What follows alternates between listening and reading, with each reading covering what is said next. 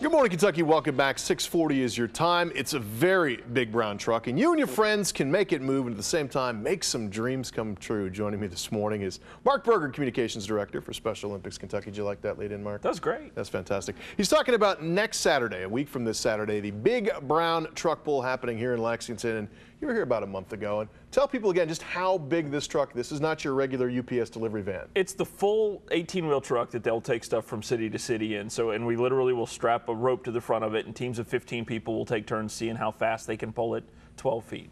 And you would think 15 people, 18-wheeler, the wheels help, but it would take forever to move it. But that's not necessarily the case. This is kind of like bobsledding, where the first place guy and the last place guy, they're probably a second or two apart, right? We actually had a tie when we did this in Louisville last year at like 5.15 seconds. So, and depending upon the division, and we do it in 3 divisions, there's men's teams, women's teams, and co-ed teams. The men usually pull it in about 3.5 seconds. And the co-ed teams will get up around 5 seconds. So it can be done. It can be done pretty quickly, and it's a lot of fun. And once again, you guys used to pull a plane. An airplane. Yeah, so I mean, this is a lot lighter. And those are bigger teams, though, right? Those were 20. Yeah. 20 teams. So there you go. You can do it. And it's a new location this year as well. Could be a more fun kind of place to be at. It is. We've moved to the mall at Lexington Green. It's going to be on that little roadway that's down by the lake back there. All the shops and stuff will be open, so there'll be a lot of things to do around when it's not exactly your time to pull, because again, it takes 10. You get 2 pulls, so it's 10 seconds.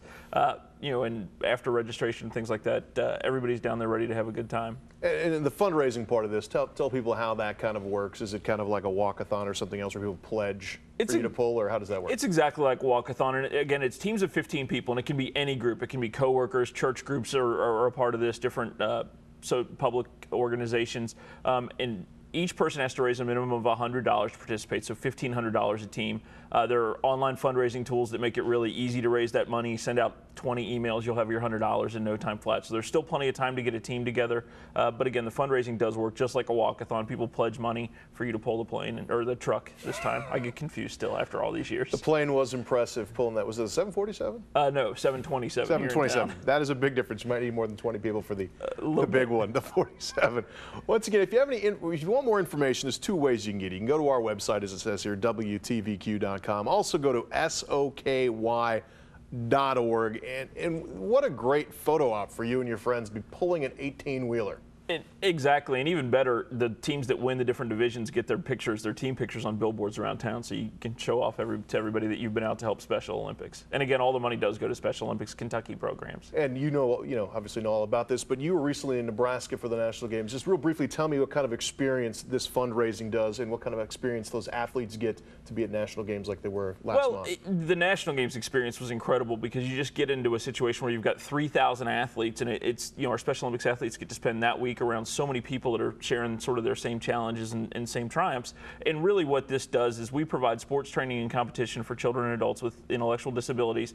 And sports can produce so many great results in people's lives, and people with disabilities have a harder time accessing sports, and this gives our athletes an opportunity to do all the same things that they see their friends doing. Softball, we're starting flag football, soccer, all the different things that all their classmates participate in. Special Olympics opens up to our athletes. And it can all start with you pulling an 18-wheeler. SOKY.org or our website, WTVQ.com. Mark, thanks for stopping by again. Thanks for having me again. And weather-wise, it's going to be nicer this week. Mary has the details coming up after the break.